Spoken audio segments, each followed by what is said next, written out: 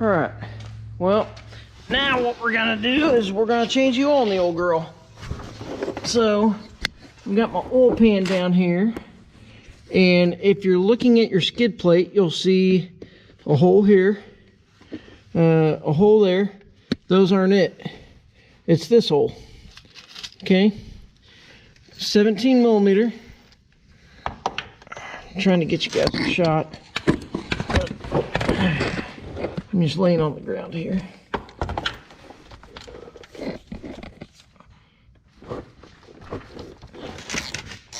You probably shouldn't be on the creeper because you slide around and, I don't know, adds height. Adds height. I'm a short guy. I didn't think I'd ever see that. I'm seeing that right now.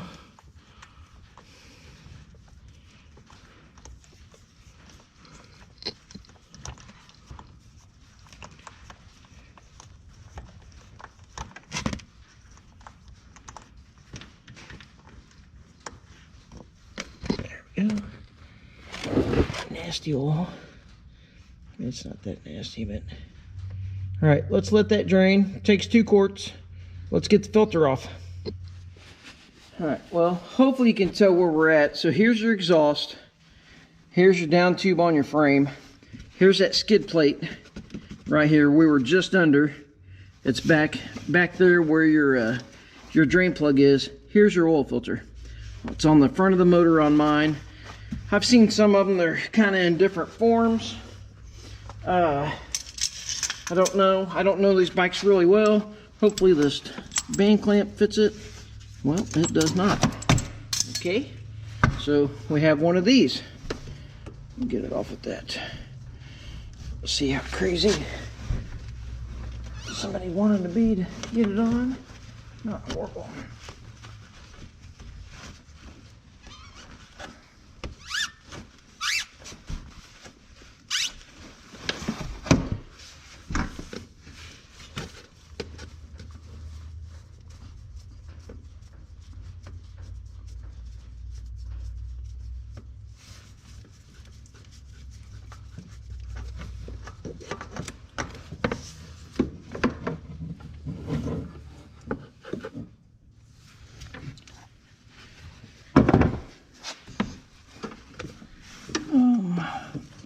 As I told you before, sometimes it's a little harder to do stuff when you're videoing because you're trying to get the shot. You guys are right in my window to get that filter out.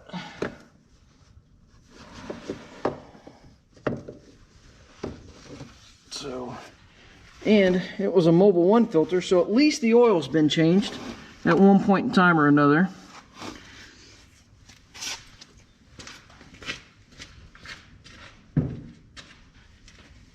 You're supposed to change the oil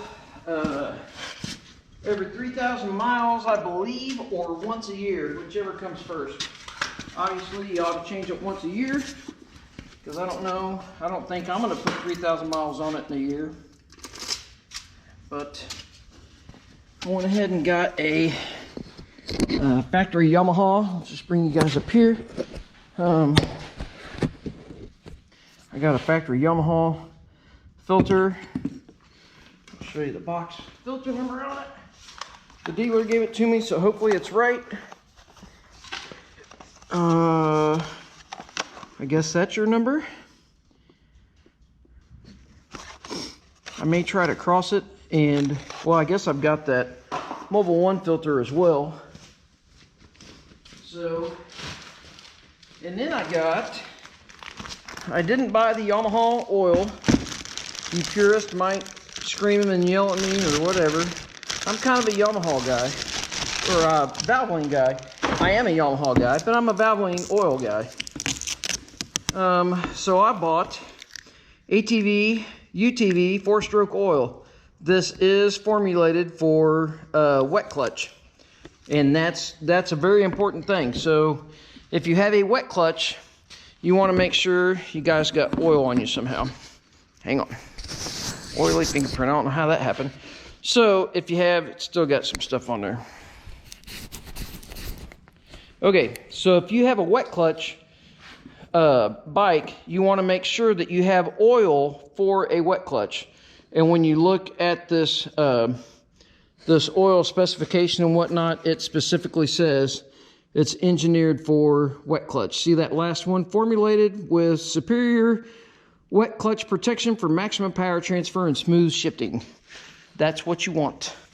So I'm going to go ahead and I'm going to prime the filter, put a little bit of oil in it, and lube the O-ring up, even though it looks like they've got some silicone or something, some silicone grease or something on there to lube it. But we'll get the filter on and then we'll fill it up. It's supposed to hold 2.2 quarts.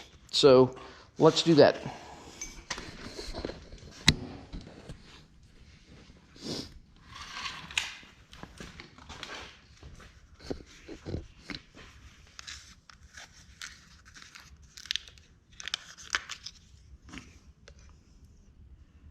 Just glad to see it didn't have a factory filter on it that looked like it never been changed. That was my fear. You can't really see it in there without the side cover off or this cover off of the wheel well, so I really couldn't see it very well from when I went and looked at it. I'm glad to see that it's been changed. I'm not going to go crazy trying to get this full because it mounts sideways in the horizontal position. All right, let me get the filter on. I'm going to go ahead and lube the O-ring, get the filter on, and we'll be back and fill this thing up. Put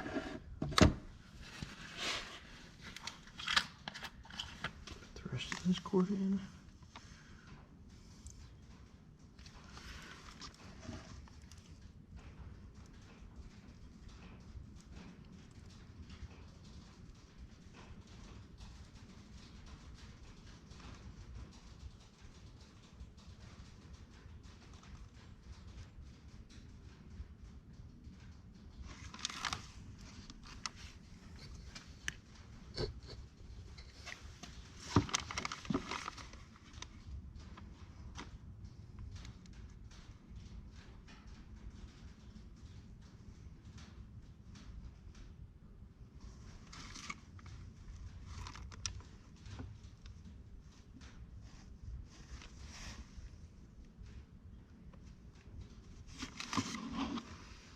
I know some people might say, oh, you know, why didn't you put like Ames oil or Royal Purple or synthetic or Yamalube or something? I know.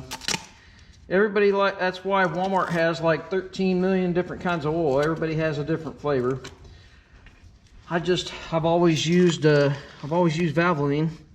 I really haven't had a whole lot of failures. I kind of feel like they make a pretty good product. They may not be the best out there. Obviously, you know, this is a conventional oil, and yes, I know synthetic could probably be better. But the guy told me that this machine had conventional oil in it from the get-go. It did not have synthetic, is what he told me, and maybe he didn't know what he was talking about. But I over-maintain my stuff anyways, so I would venture to say that this oil is going to be changed 2 or 3 times this year. I'm probably going to change it 2 or 3 times in the beginning, just to make sure that we get, you know, we get any contaminants in there kind of out and whatnot. The oil was pretty dark, so, and I mean, I know that's what oil does, but it doesn't mean that I can't change it again in a few weeks or a month or something of riding. And like I said, I'll probably change it a couple times through the year, to be honest with you. All right. 0.2 quarts. I'm not going to put quite that in there. I'm just going to do a little dab. That's probably good. We'll fire it up and check it. Let that drain down the filter.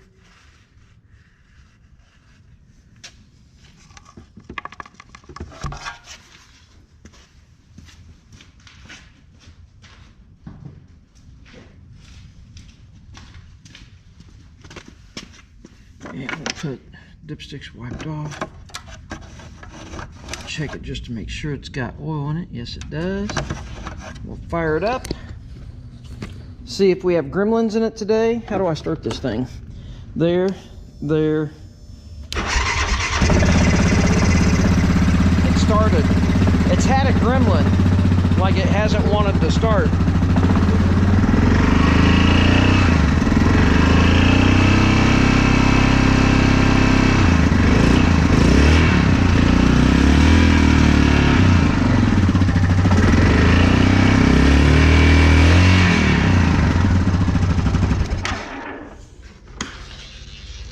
I don't know what it was, but something hit my foot. A rock? Something. I see something down there. I don't know. Don't know what it was. I don't know why they give you this little window here. I guess that is a little easier than reaching over the plastic. Generally, there's a side cover here, and then you take this little cover out of mine, and then you can check your oil. Okay, it needs a little bit. Maybe let it sit there for a minute. I don't know if you have to let these rest. I'm sure somebody will comment. Let's just give it a few minutes. I'll let it rest for a minute and then we'll top it off. I didn't put quite 2.2 quarts in it, but we'll let it rest a minute and I'll check it and then we'll get it filled up. All right, well, for some reason I have an extra special one. Mine took 2.5 quarts and it's right in the middle of the hatch marks. Maybe you're supposed to put it at the bottom. I usually go to the top. I put it in the middle because it took 2.5 quarts. Almost 2.5 quarts on the dot. So that's, I mean, maybe 2.35, 2.4. If I put 2.5 quarts in it, it'd be, you know, towards the top or at the top of the hatch mark. But anyways, well, there's changing oil on a Grizzly 700. Mine happens to be a 2013. I think they're all very, very similar. So there you go. I'm going to dispose of the oil and get that the skid plate cleaned up. If you guys are watching my channel because you're into Grizzlies and all that and you wanted to watch it, let me know what skid plates you guys use. I got onto a Facebook page about 700 Grizzlies. I found some aluminum skid plates on eBay. They're 3/16 thick. You know, I'm not going crazy with this, but I think I would like to replace the plastic with aluminum because my plastic are shredded.